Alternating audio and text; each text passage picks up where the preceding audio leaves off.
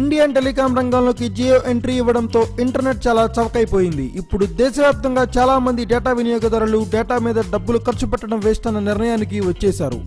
యూజర్లను నెట్కు అలా ఎడిక్ట్ చేసేసింది జియో. ఇప్పుడు జియోలోని స్మార్ట్ ఫోన్ ఎవ్వరూ ఊహించుకోలేకపోతున్నారు. ఇక జియో ఉచిత వెల్కమ్ ఆఫర్ ఈ ఏడాది మార్చి 31 వరకు మాత్రమే ఉండనుంది.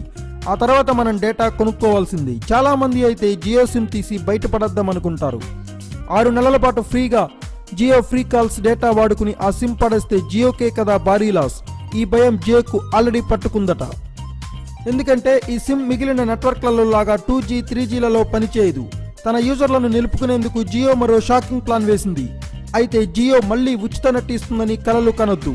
ఇప్పటికే జియోకు ఇన్ని అనుమతులు ఇచ్చినందుకు ట్రాయ్ మీద మొబైల్ నెట్వర్క్ కంపెనీలు మండిపడుతున్నాయి.